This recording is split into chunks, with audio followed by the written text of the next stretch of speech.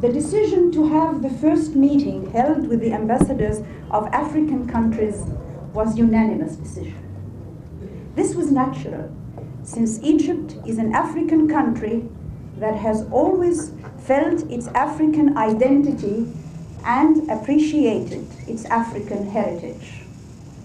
This meeting, we hope, will be the first in a series of meetings which we hope to have with you as well as with ambassadors of other countries.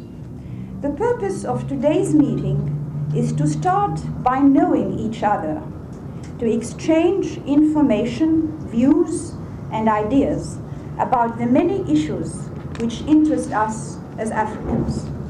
It is an effort on our part to have yet stronger ties and a more dynamic interaction between the representatives of the African people of Egypt and the African representatives to Egypt. As a decision-making institution, it seemed to us necessary. It has always existed. The revolution of 1952 in Egypt gave it a new impetus. The role which Egypt assumed in our continent during President Nasser's leadership is a well-known one. Full and complete support of the liberation movements and total condemnation of all forms of racial discrimination. The role is continuing, and it is growing under the leadership of President Sadat. Teachers working in African countries outside of Egypt, as well as 9,000 doctors, nurses, and medical technicians.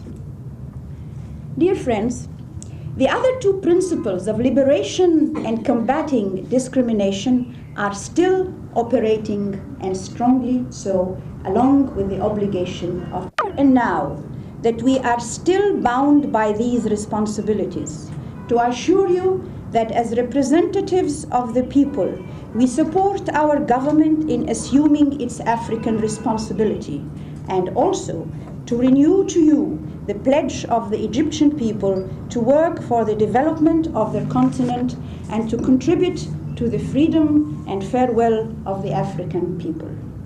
We also stress here and now that our battles are still going on, in spite of the fact that many African countries have gained independence, in spite of the fact that many resolutions. What is above African land is African and should be used to the welfare of its own people. We say the challenges are great, yet. And with the permission of the Dean, I wish to take this opportunity in thanking you and the committee for having invited us tonight. It is the first time such a meeting has been organized, and let us hope that this is the beginning for more future contacts. If not all of us are here tonight, because there are about 30 African ambassadors, so for various reasons, not all of us are here.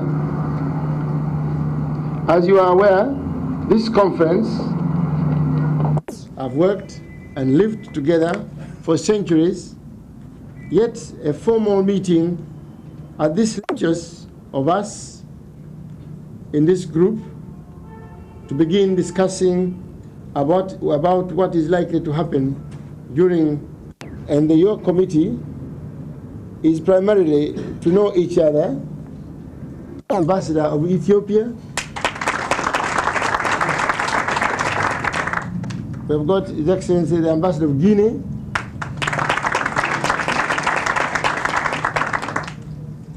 we have got the Chargé d'Affaires of Tunisia. We've got His Excellency the Ambassador of Kenya. We've got His Excellency the Ambassador of the Republic of Rwanda. We have His Excellency the Ambassador of Ivory Coast. We've got of Senegal. We have got the Charge d'Affaires of the Republic of Ghana. We have got His Excellency the Ambassador of the Republic of Zambia. We have got the Charge d'Affaires of the Republic of Gabon. السنوي 5000 مهندس زراعي ولدينا سنوي. فمن الناحية البشرية والتكنولوجية يمكن لمصر أن تقوم بدور حيوي